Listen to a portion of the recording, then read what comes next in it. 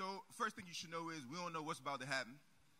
We have no idea what's getting ready to go down. But we are here together, and so we'll make it work.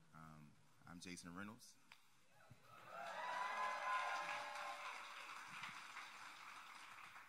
And I'm Ta-Nehisi Coates. Yeah. I guess first I gotta be honest. It's kind of a bug out moment, right? It is what it is, but it's an honor, man. It's a pleasure to be here with you. I appreciate you. All the work that you've been doing, all the work that you have done. Congratulations on the new book.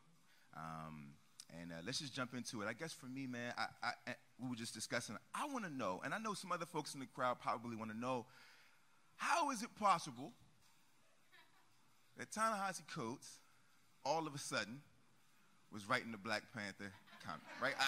Because for me, it's like, yo, how is that even a thing, right? Like, and so I guess, man, I would just love to know for my own selfishness how that even came to be. Well, I mean, it's weird because you have your identity as you appear to most people, and then you have your private identity as, you know, people around you know you. And so, like, for a lot of people, it seems backwards to go from Between the World and Me to Black Panther. But in my mind, that's actually backwards. I started reading comic books when I was, I don't know, 8 years old. Like, really, really young. And it was, I would say, you know, from comics that I got my literary sensibility, you know. So for me, it feels natural, even though it's not obvious. You know, everything that, you know, that happens with you isn't really public. I didn't know how to get into the comics industry. When I was a kid, I'm an old man, there was no internet. You know, so I didn't know like how anyone actually became, you know, a writer for comics or a comic creator of any sort. I just had no idea. I used to, you know, have like tracing paper and, you know, trace the comics and do things like that. You know, but I didn't really know how to get from A to B. When I went to college, the road to journalism was relatively clear. And so that was, you know, the road I took. But for me, I feel like it very easily could have been the other way. I was lucky enough to be contacted by Marvel, you know, and to be offered the opportunity to write for them. And it was huge, you know. I probably shouldn't say this, but I feel like I would do this for free. And I'm kind of doing it for free. If you want to be real about it. No one goes into comics to get rich. But it's a pleasure, you know what I mean? Comics, they just have, you know, such a hold on the imagination, you know, of Americans. Even as you know, we have our problems with the audience for folks that actually read, you know, books. You can see like the influence, you know, in Hollywood, in movies, and in TV. And so to be a part of that and to be a part of something that helped make me, it was just a huge pleasure, you know? It was just serious. Did you feel any pressure? Like, did you feel the weight of it all? I did, but I didn't. I think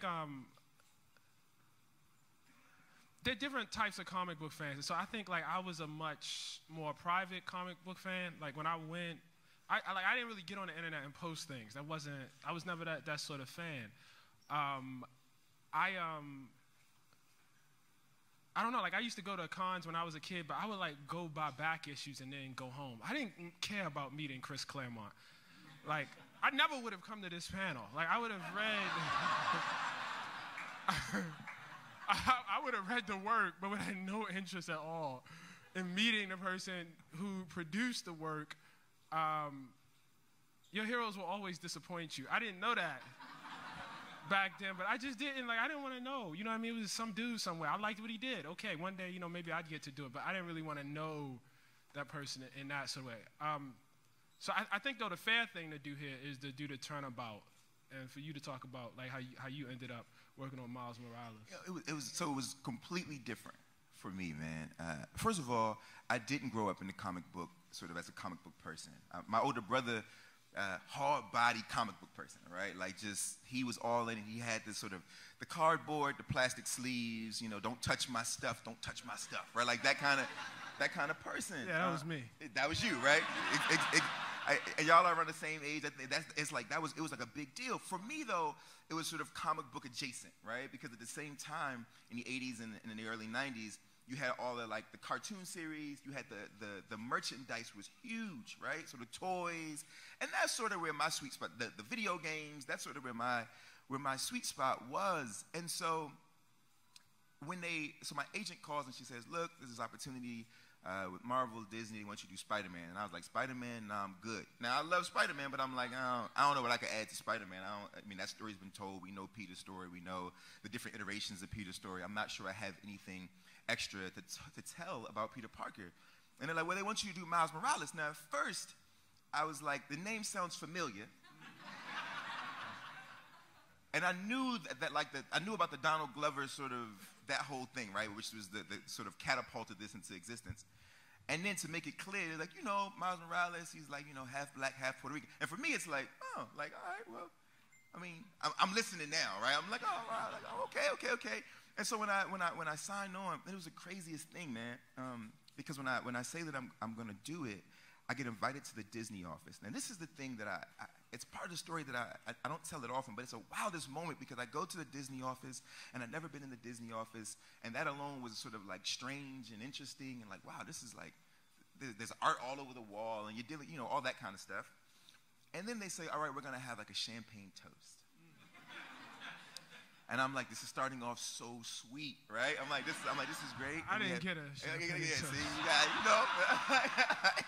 and then they got the champagne out, and unexpectedly, I'm not even thinking about it. They say, well, like, now we've gathered everybody together to sort of celebrate this new venture. Why don't you tell us about, like, what you want to do? Now, I hadn't even thought about it. Right? But now I'm holding the flute in my hand. There's like cupcakes, right? And I hadn't really thought about what I wanted to do with the character because I was still learning so much about. I wasn't a comic book person. I'm playing catch up. And so in that moment, I start thinking about what I would have wanted to see, right? Like when I was 15, 16, or furthermore, what I want to see now. Wait, but what did you say in the moment? In the moment, I was like, okay, right? No, when they said, what do you want to do? Like, what did you... Okay, so this is like what I said. I said, well, in my head, I'm going, think quickly, right? But I started to think about me, right? And I'm like, well, here's the thing. The one thing that stood out to me, and this is what I have been thinking about on the way there, is that like Peter Parker's famous thing, which is with great power comes great responsibility. And I think it's a powerful, powerful statement. This is probably now I'm gonna get myself in trouble. But it's also a statement that I never would have said when I was 16. Because in my neighborhood, the neighborhoods that I grew up in, there were no kids in my community that would have been like, yo, son, if we had more power, you know what we do with it? Be more responsible. You feel me? And that's not, you see what I'm saying? Like, that wouldn't have been the thing, right? And so, I mean, that's real. And so for me, I wanted to sort of pick at what that means for a kid who wakes up and realizes that he has a superpower, right? If you think about like NBA players, right? If you're coming from specific communities, I know you're from Baltimore. If you're coming from certain communities and you wake up one day and you got $20 million, for a lot of those young people, that's a superpower, and you've never had it before, and you're expected to be able to manage it. So why don't we show, like, what is it like to have a superpower when you're the only one with one in your community? Why don't we talk about, and this is what I'm telling the Disney office, right? Why don't we discuss survivor's guilt, which a lot of us have.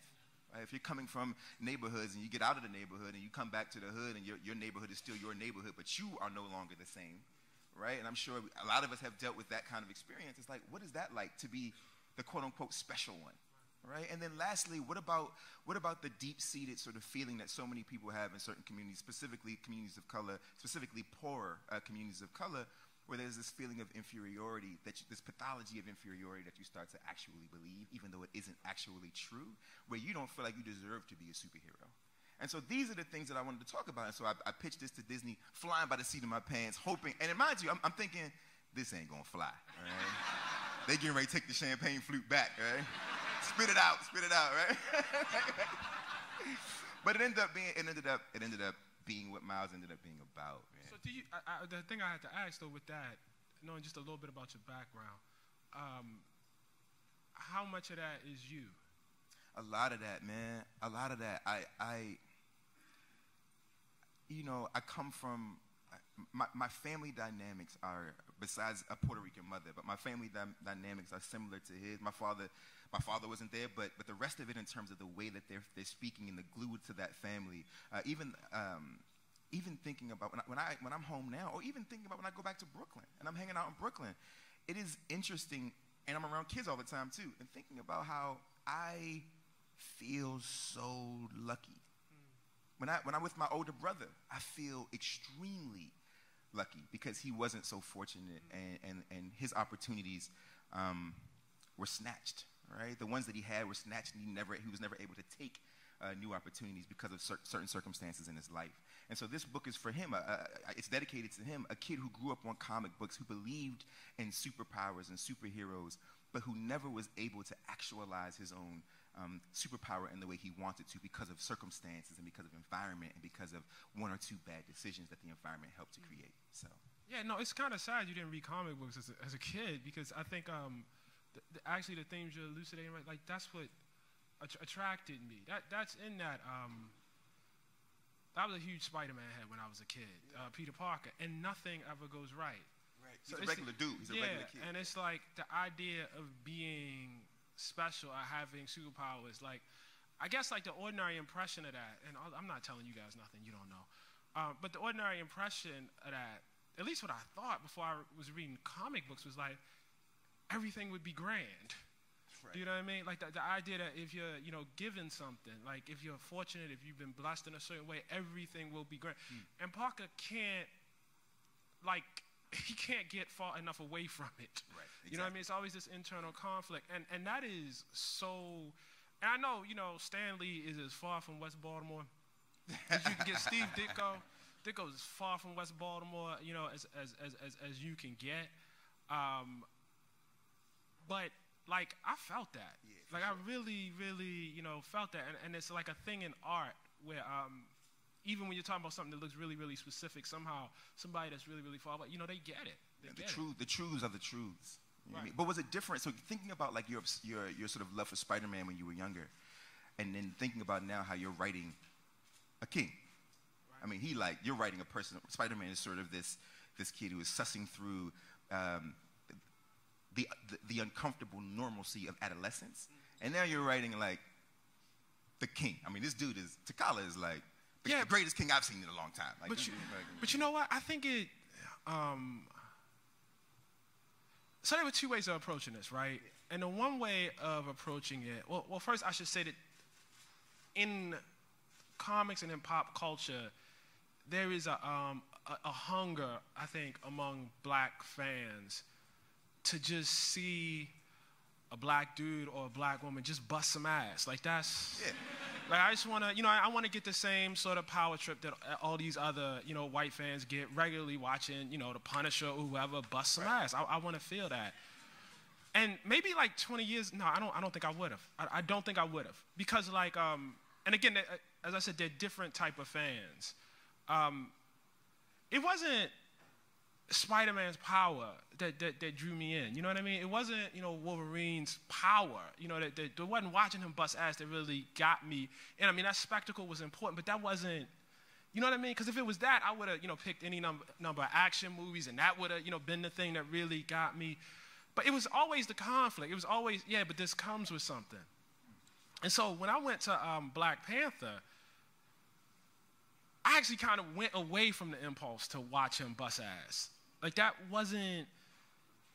just don't interest me for some reason. I don't know why. What interested me a lot more was, yes, but what comes with the crown? You know what I mean? Like, what's the flip side of that? Does this dude even want a crown? Like, if he had, if he could design his life himself, is this what he would be? Is this how he would do it? And the fact that even that desire to do it differently does not give him a way out. The crown is a crown. You may not want it. It's not up to you. You was born into this. You know what I mean? You can't walk away from your nation, because even if you want it some other way, in some deep, profound way, you would walk away from yourself. So I was really, really interested in that. How much research? Because, the Black Panther comic has been around for a very, very long. I have my older brother, when I told him, I was like, Ta-Nehisi writing Black Panther. This is a while ago when you first started. He was like, man, let let me give you some real black. This is my older brother. He's like, let me go ahead. He's like digging through he's digging through the crates now, and he pulls out like an old from the 70s, I believe, and he's like, yo, this, just so you know, this ain't new. Just so you know, right? And I'm right. This is because my brother, he likes to sun me like that, you know. And so like, how much research, or how much did that matter? Did you stick to some of that stuff, or were you kind of like, I'm gonna do my thing, you know?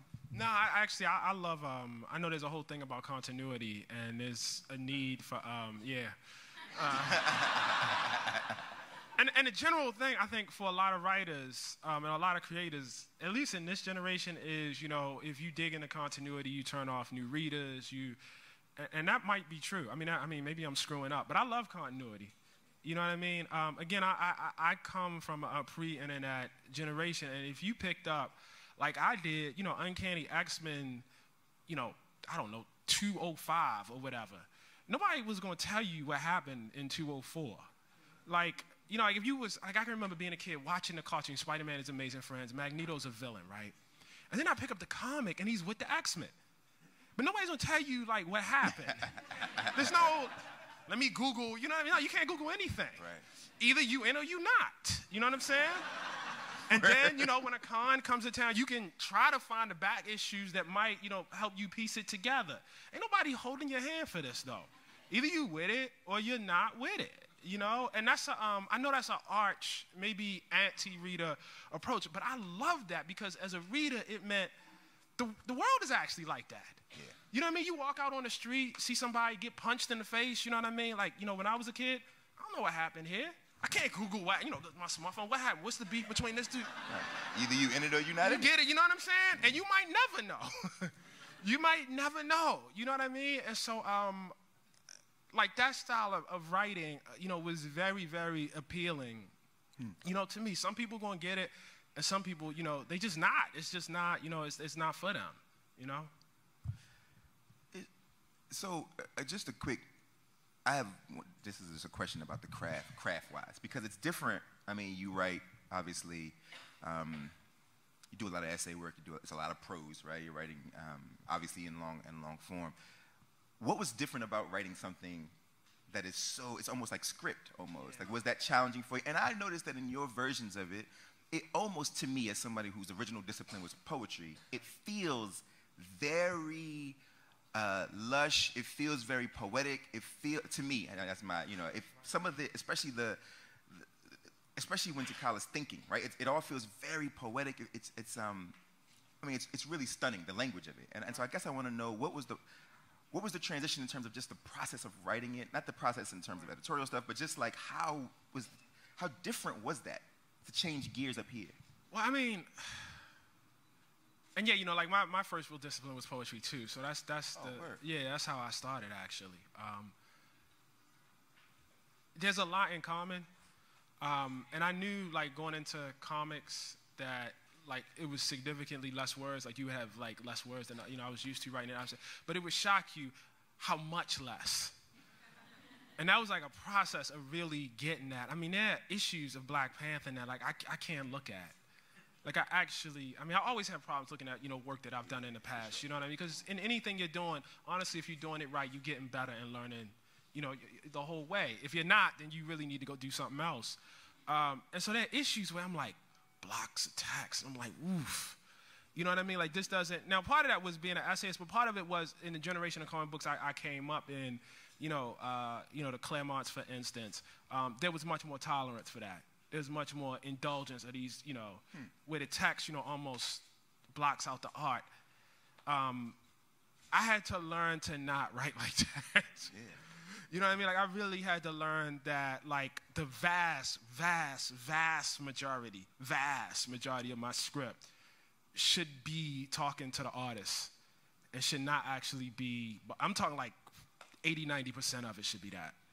You know what I mean? Like it's a high. I mean, I just closed out a script right now where there's like almost no talking for the entire issue. You know, it's like a jailbreak script all the way through, and there's like no talking. And at that point that I did that, I was like, God damn, this is fun.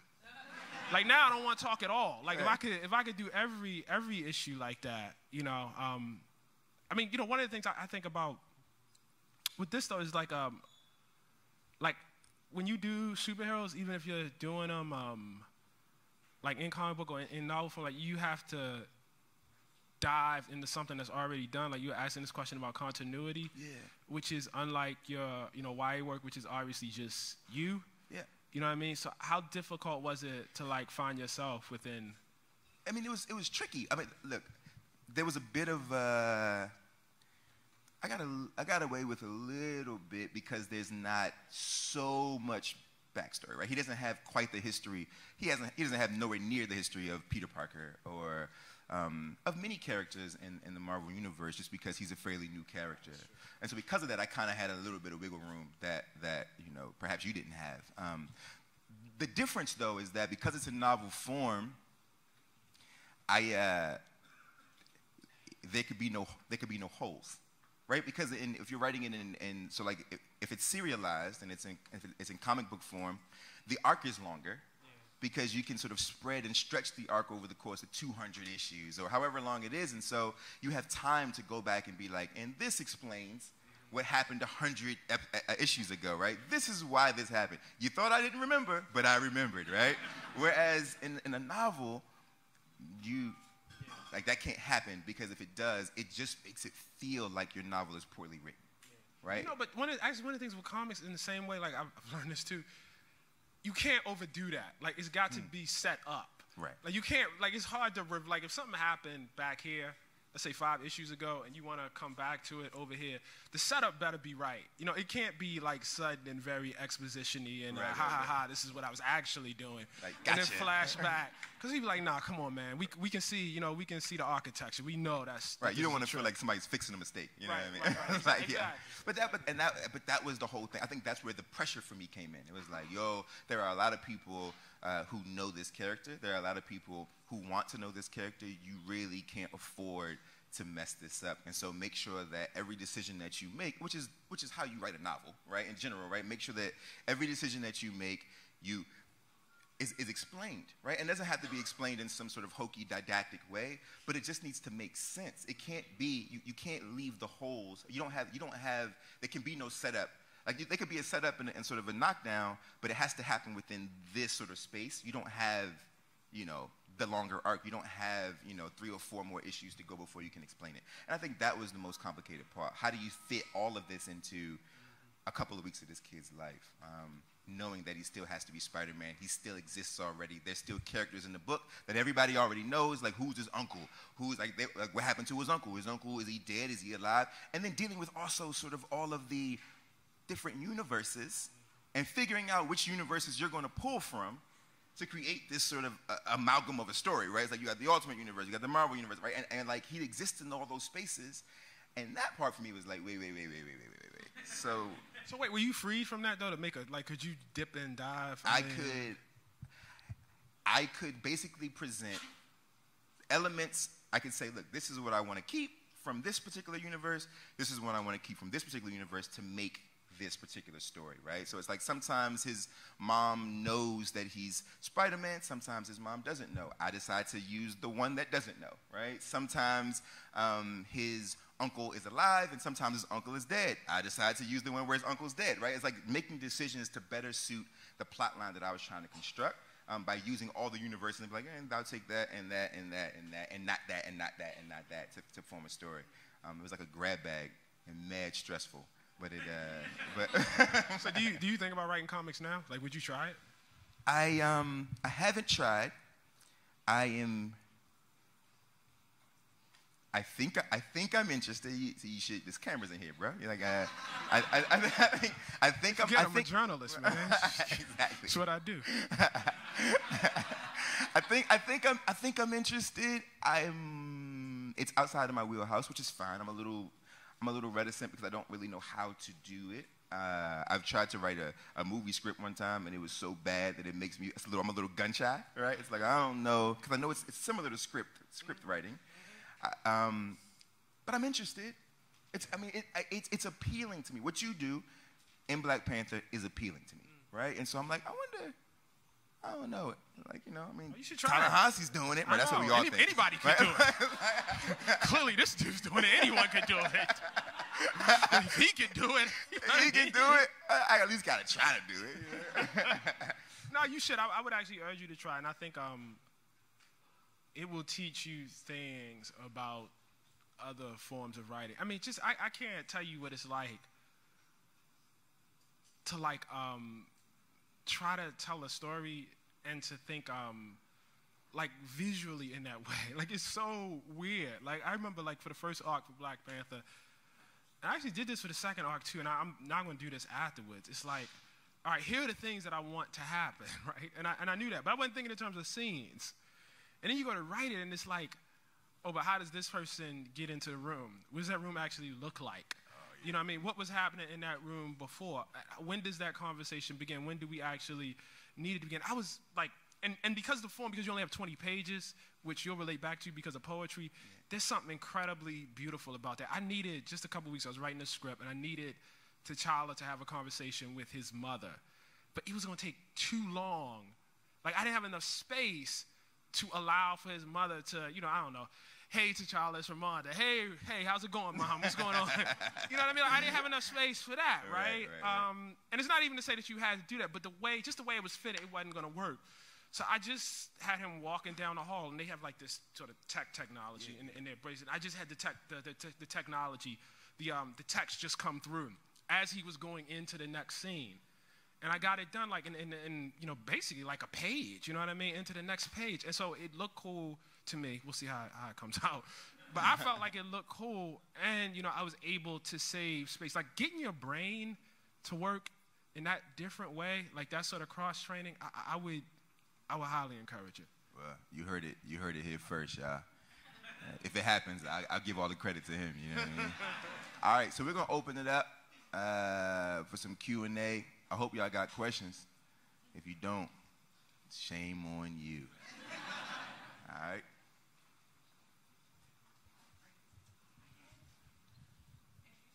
Okay. Hey, what's up? I'm Darren. Yeah, like, I definitely like watching Black people in comics kick ass. It's not always the focal point.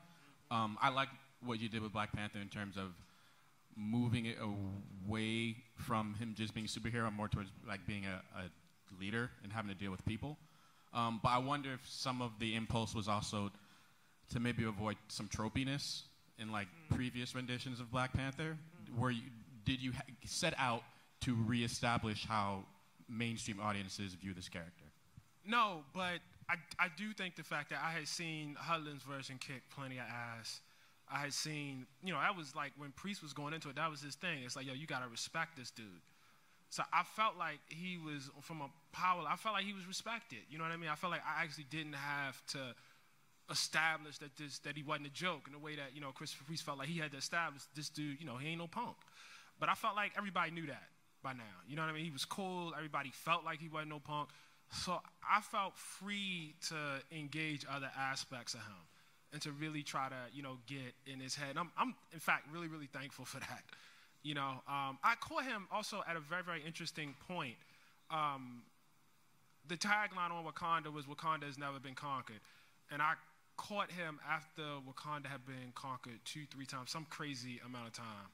You know, it actually was getting kind of cliche.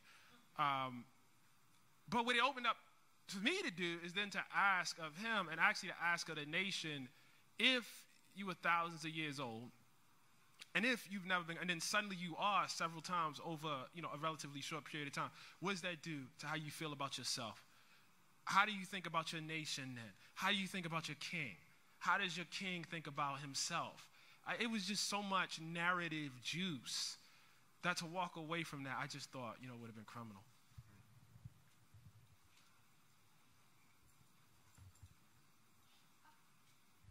So sort of related to the end of your last question, but as you approach the sort of new series and everything in our new political era, do you find yourself thinking about Black Panther, like the character and the leader differently? Are you trying, you know, is there a different message, or is it the same?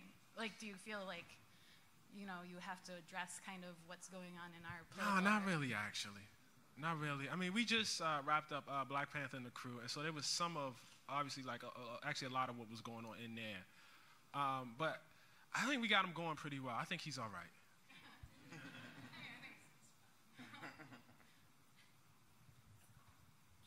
Hey, I have a question for each of you, if that's if I can do a separate question, if that's okay.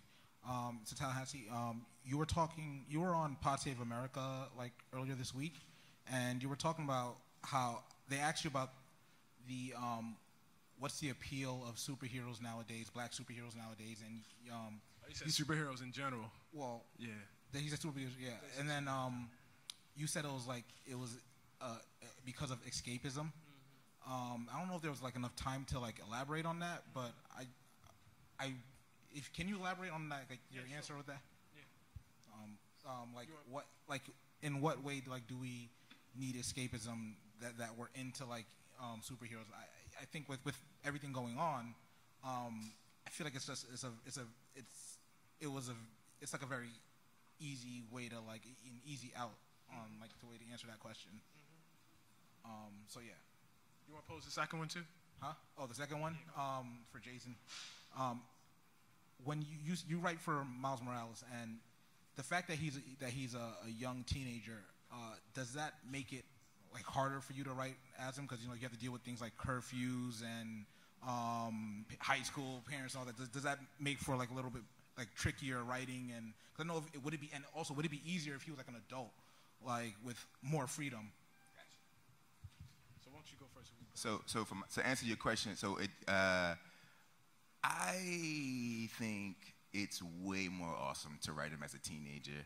I mean, he's a teenager. Like, look, I think that the beauty of writing Miles as a 15-year-old is that you can't be focused on the fact that he's Spider-Man, right? That Spider-Man is literally sort of secondary in his life because he's still a 15-year-old boy who has to deal with 15-year-old boy things. He has to deal with, his family and making sure, and furthermore, I think as a teenager, what you get to see is everything that he's experiencing in his life in terms of his friendships, his family, his community, the barbershop, whatever, all the things that all the spaces he's navigating, all it does is it buttresses who he is as Spider-Man, right? So I don't have to spend so much time trying to explain why he is the kind of Spider-Man he is, because all of that is exposed in his day-to-day life as a regular kid.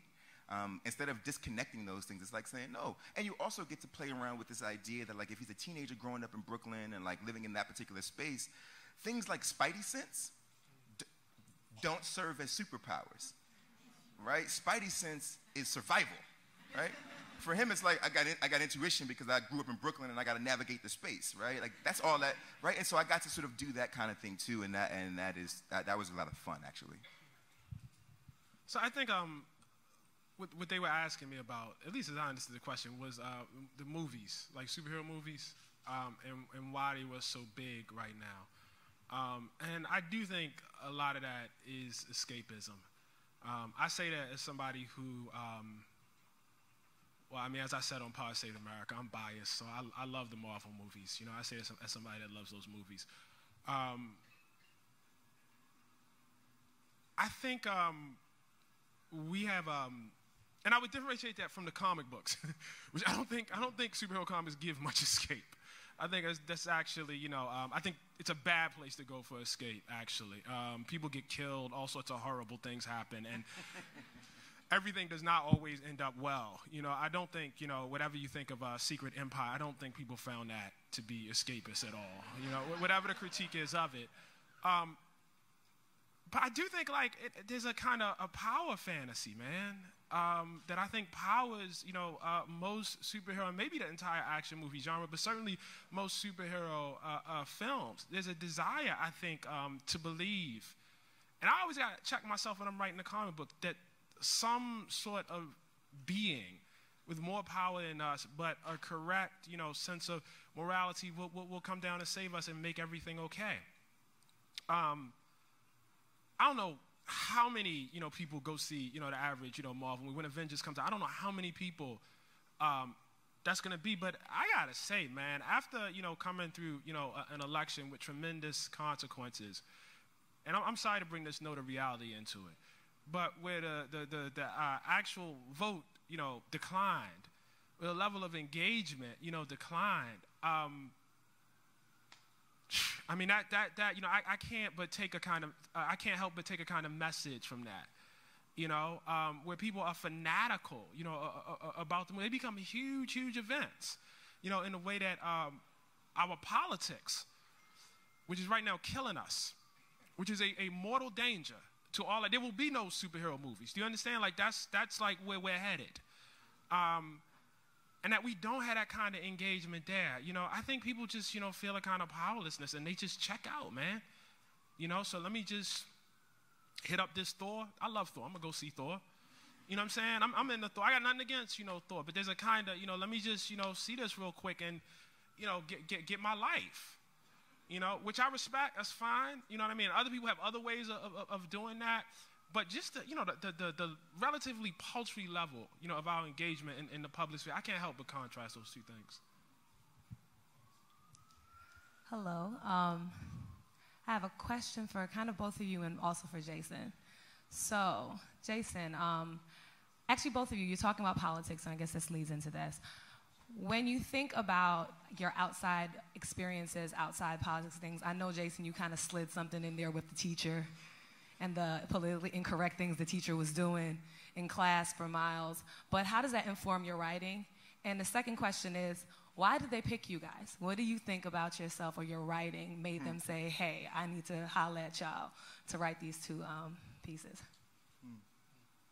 Well, for me, in terms of the teacher, because I don't want to, for anyone who hasn't read it, I don't want to spoil it. Teacher wild, though. The teacher is wild. The teacher is wild. I guess, look, I spend a lot of time with kids, right? I'm in spaces. I do 100, 120 school visits a year. And I'm in front of a lot of teenagers ranging from, 8 all the way up, kids ranging from 8 all the way up to 18. And the one thing that I see, depending upon, and actually not even just depending upon, the truth is that no matter what school you're in, you're going to find certain students who are being mistreated. Right? And they're being mistreated for a variety of reasons, right? Sometimes that's because they come from the quote-unquote wrong neighborhoods, or they have the wrong kinds of families, or they're the only Muslim in the school, which I experienced, right? A kid who's being mistreated because he was the only Muslim in his school, and it became a whole thing at a presentation that I was at, right? And so I wanted to make sure that I because Miles is a teenager, he's going to spend most of his life in school. Right? The majority of his day is spent in school, and so when I was going to spin a tale about where the evils lie, it was easiest for me to set it in that particular framework and to sort of poke at the idea that there are a lot of young people who are being mistreated, and that mistreatment leads to all sorts of different consequences, whether it be suspension, expulsion, and if we were going to speak candidly, right? Basically, the book is all about school to prison pipeline. There you go. So, and it's about trying to figure out, is there a way for us to talk about that under the guise of Spider-Man, and to really sort of not bring light to it, because I think that people do understand the idea around it, but to show it in a way where it's like, this isn't as fantastic, right? And I mean that in terms of like fantasy. This isn't as sort of imaginative as it seems, that it's actually a little more realistic than we like to give credit to. And in terms of why they picked me, I don't know.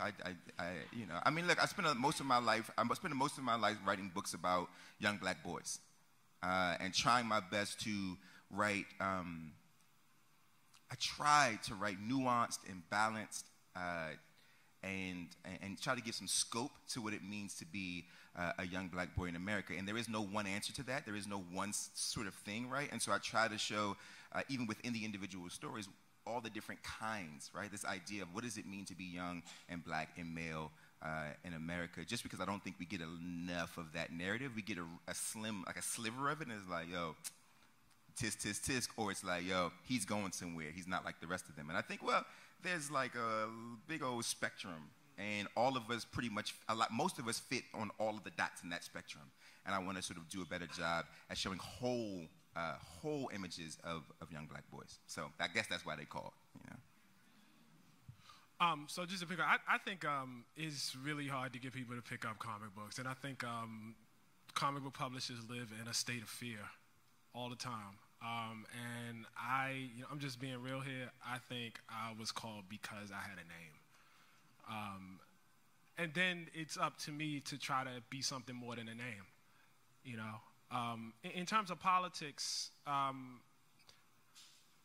Marvel comics, at least, during the time I was there, they're just suffused with them. They always have been. There's this movement now. Why are you putting politics in my comic books? Yeah.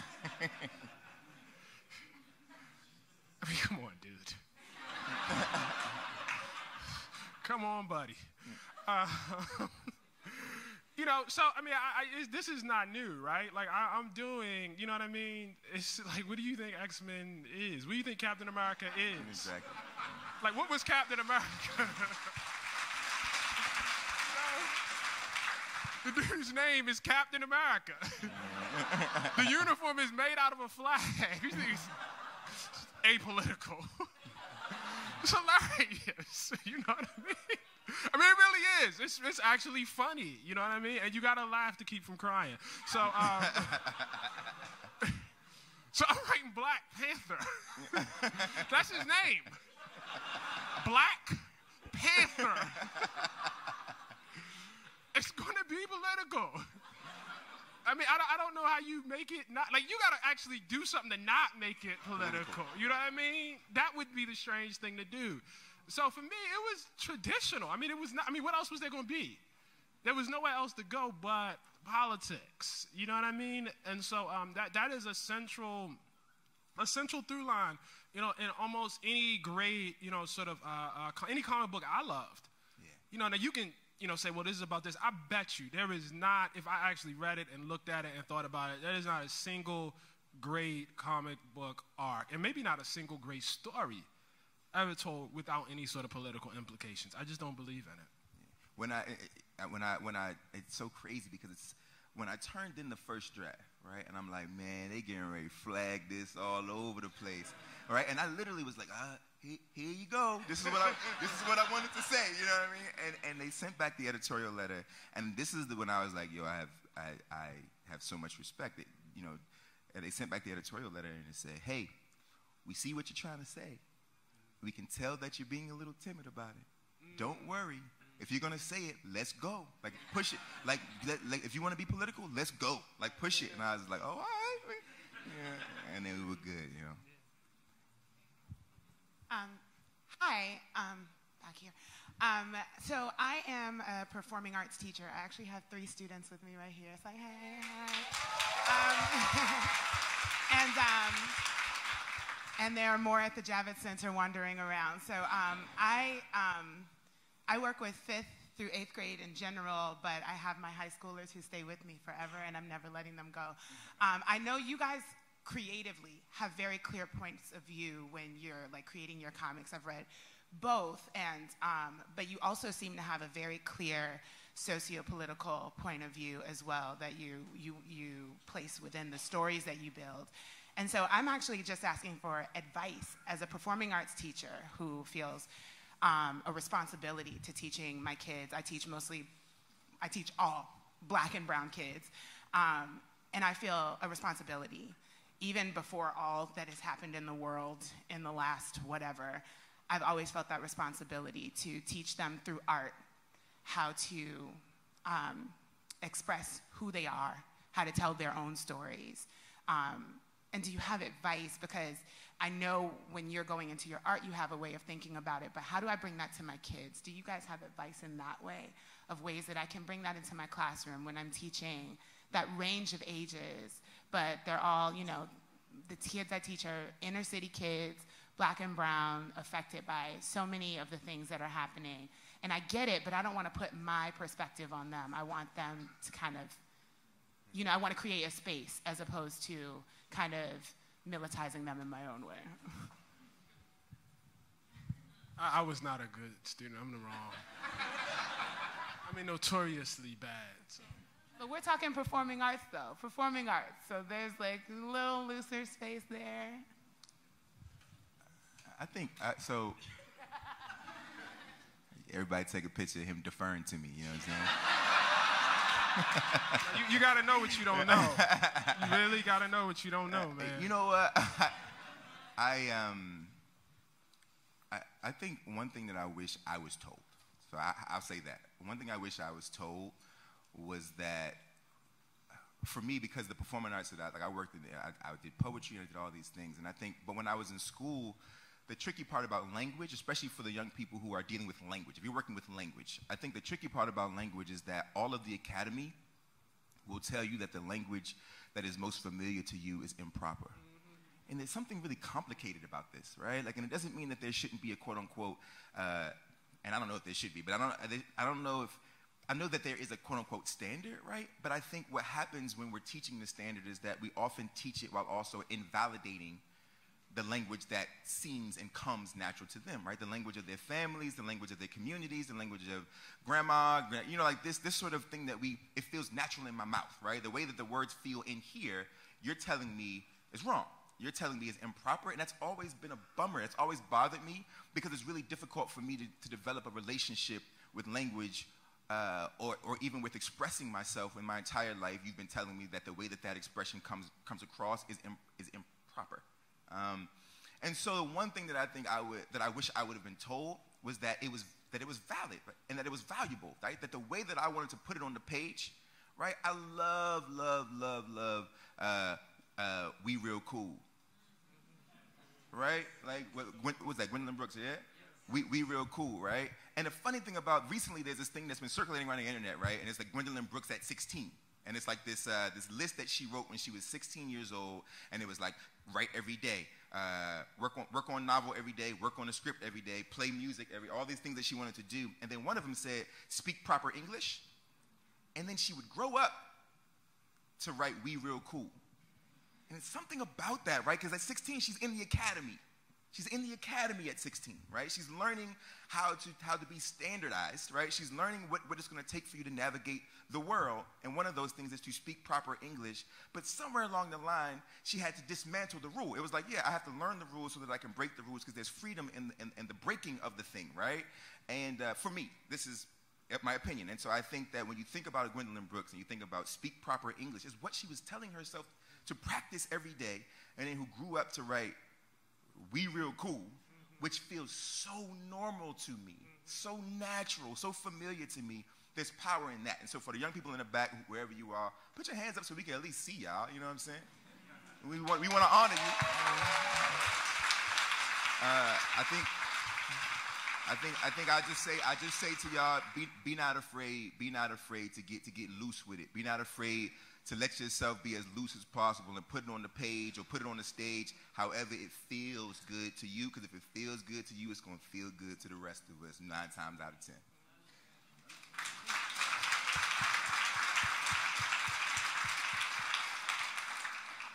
I know what you don't know, see? I knew what I was doing when I was deferring. Y'all was like, why is he deferring? It's like, I knew what I was doing. Hello, back here. So my question is, you guys get the opportunity to create your comic, your own superhero, their nemesis. What do they look like? What are their powers? What are they battling? What do they look like? Oh, man. Defer time. I'm certainly not going to tell you. You're going to have to wait on that. I'm sorry. I have no idea. That's a good question. I don't know. We've been stumped, you know. Coming, sorry.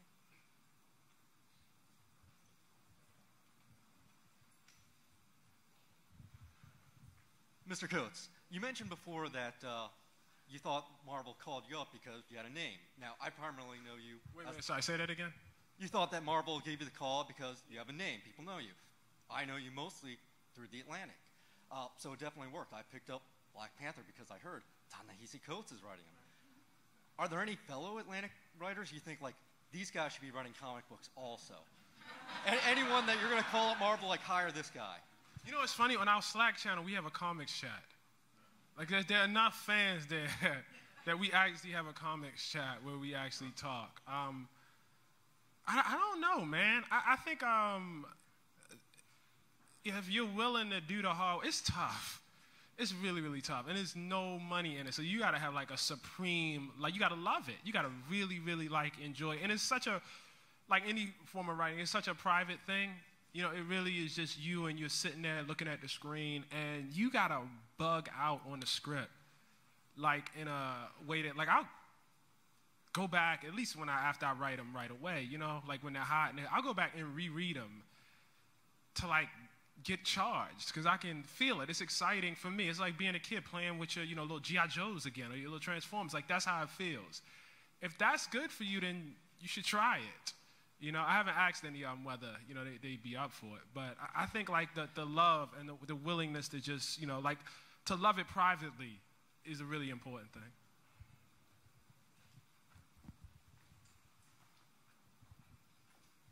I'm curious a little bit about the process.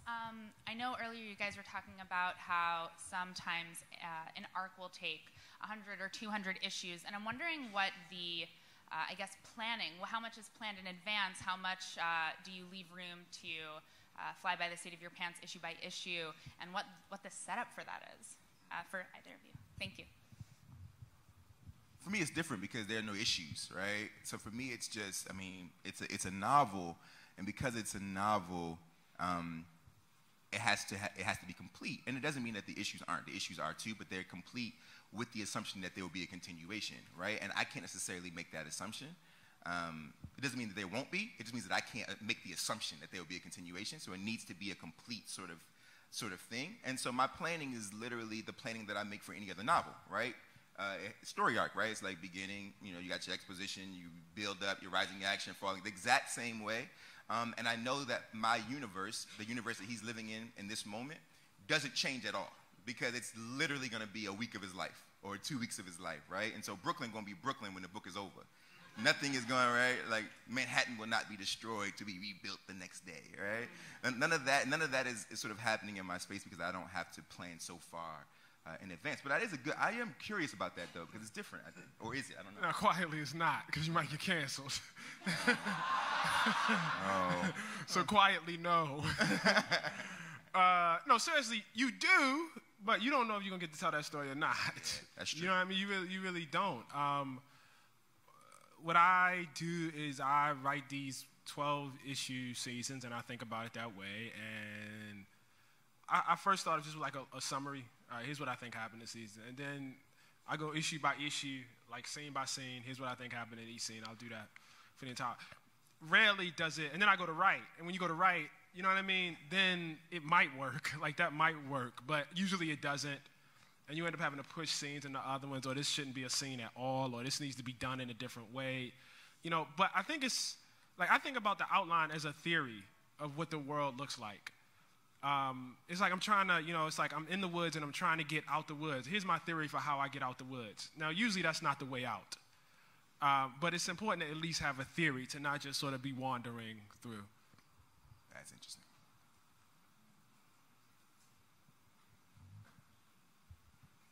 So I'm a librarian, so I know all your guys' works.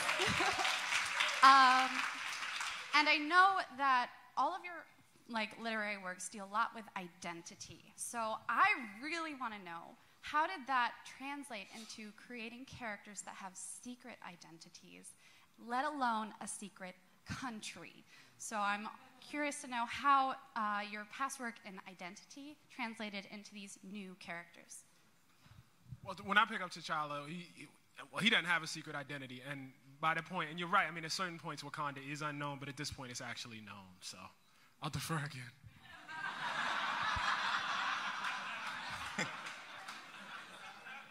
I don't know what to do. I mean, she asked a question. No, it's not your fault, you know.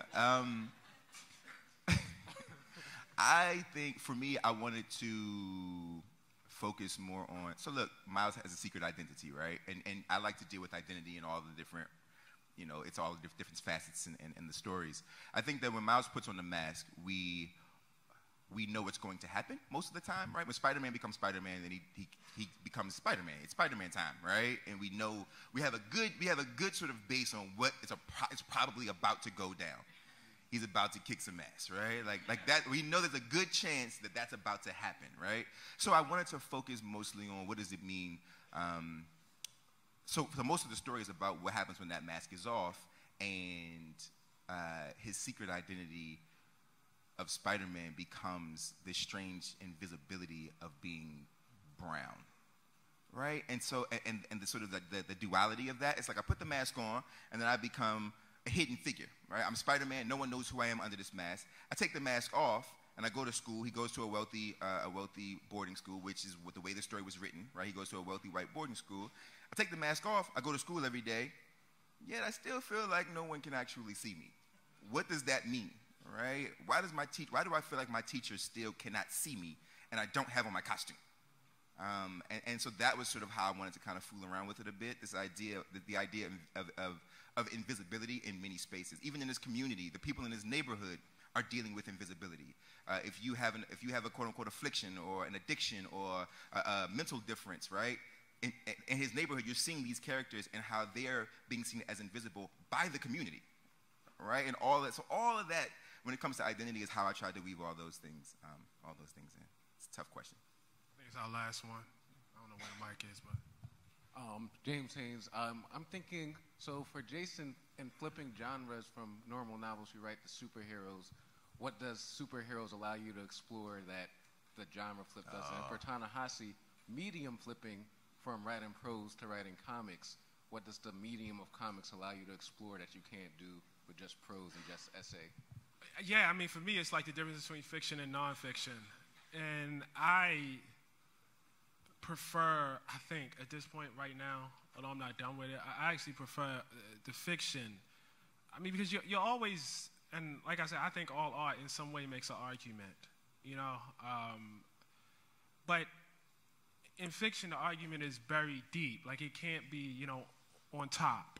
You know what I mean? Like, the themes are really, really buried in a way that when you're doing nonfiction, they're on top. You know, this is where we're going, this is where we're, and it's explicit. You know, I enjoy burying the argument. You know, I mean, one of the tired things about, you know, what I do at The Atlantic is, you know, you spend all your time working on something, on a particular thing, and then you end up debating with people who basically read it and spend 30 minutes thinking about it. You know, in comics, well, unless you're the sort of person that seeks that out, and there are people that seek that out. There are comic creators who seek it out. I'm not one of them. But in comics, you write it, you know what I mean? And then you move on. You're on the next. You express what you wanted to express. You hope people feel it. But there's no back and forth, I guess. You know, people write, you know, criticism, and that's fine. But I feel like I'm a lot more detached from it than, you know, when it's nonfiction. And so I enjoy being, like, sort of out of it. It's because you don't be on Twitter like that. You know? The back and forth is happening, bro. You know? I do, but I don't do it about comics. You can't go back and forth about no, comics. You can't. You're in trouble. No, you have gone down a K-hole. You are in deep trouble when you start doing that. You know what, man? For me, and then they'll get in your head. See, no, like it'll get in your head, and it'll change how you write, and you gotta protect that space. You know. Listen, a word from you, brother. I appreciate that. It's true. For me, man, the big. So I normally write contemporary realistic fiction.